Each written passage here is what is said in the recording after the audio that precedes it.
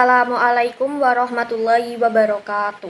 Bismillahirrahmanirrahim. Alhamdulillahirabbil alamin wassalatu wassalamu ala asrofil anbiya'i wal mursalin wa ala alihi washabbihi ajmain amma ba'du.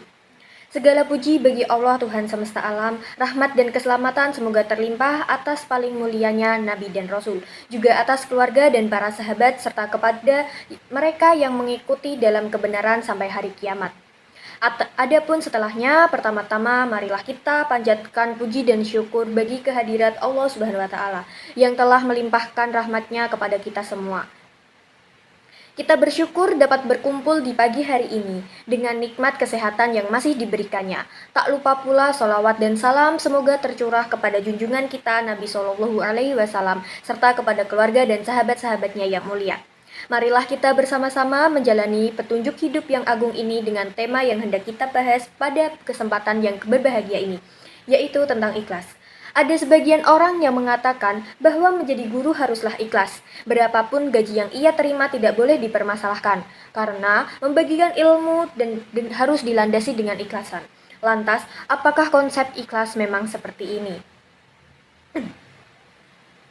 Menurut Muhammad Huzaini dalam buku 80 Papeling Diri, ikhlas bukan berarti menolak imbalan atas pekerjaan yang telah dilakukan, menerima ataupun menolak imbalan yang tidak ada kaitannya dengan keikhlasan. Justru, kalau ada orang yang menolak imbalan karena takut disangka tidak ikhlas, maka sejatinya ia tidak ikhlas dalam hal itu. Ikhlas juga bukan berarti memberi sedekah ala kadarnya.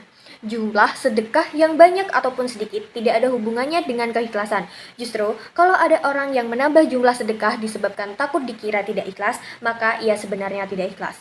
Demikian juga orang yang pasrah menerima nasib yang kurang baik. Bersikap aktif ataupun pasif ketika menerima nasib yang kurang baik tidak ada hubungannya dengan ikhlas. Bahkan, kalau orang yang ditimpa musibah hanya berdiam diri, pasrah tanpa melakukan apapun supaya terlihat ikhlas, berarti orang tersebut tidak ikhlas. Ikhlas pada hakikatnya adalah melakukan sesuatu karena dan untuk Allah Subhanahu wa taala semata. Apapun motifnya, apapun tujuannya, semua perbuatan harus bermuara kepada Allah Subhanahu wa taala. Sebagaimana disebutkan dalam surat Al-Insan ayat 9 tentang orang-orang yang memberi makan kepada orang miskin, anak yatim, dan tawanan. Innama nut'imukum liwajhillahi la nuridu minkum awwala syukura. Yang artinya, sesungguhnya kami memberi makanan kepadamu hanyalah karena mengharapkan ridho Allah. Kami tidak mengharapkan balasan dan terima kasih dari kamu. Ayat tersebut menjelaskan bahwa segala sesuatu yang kita berikan kepada orang lain, baik itu berupa materi maupun jasa, harus dilandasi dengan mengharap ridho Allah Subhanahu wa taala. Orang yang sejak awal memiliki tujuan melakukan sesuatu hanya karena Allah, maka ia telah menjadi orang yang ikhlas. Ketika sampai pada level tersebut, ia tidak akan menghiraukan apapun yang terjadi setelahnya. Apakah ia akan mendapatkan balasan atau tidak mendapatkan balasan dari orang yang ia bantu. Kondisi hatinya tidak akan berubah-ubah. Hatinya tidak menjadi senang ketika mendapat balasan, tidak juga bersedih ketika tidak mendapatkan balasan. Bahkan dalam ayat di atas, sebatas ucapan terima kasih pun tidak ia harapkan. Hal ini menjelaskan bahwa upah atau gaji yang didapatkan karena bekerja tidak ada hubungannya dengan keikhlasan.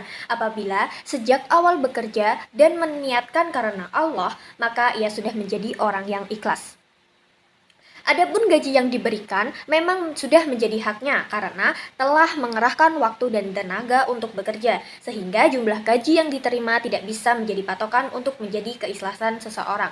Keikhlasan juga menjadi landasan pokok untuk beribadah kepada Allah Subhanahu wa taala. Kita tidak mungkin beribadah tanpa dibarengi dengan keikhlasan, karena beribadah memang harus ditunjukkan kepada Allah Subhanahu wa taala semata. Kalau tidak beribadah tanpa dibarengi dengan rasa ikhlas, maka harus hati-hati, karena bisa terjatuh dalam perbuatan syirik.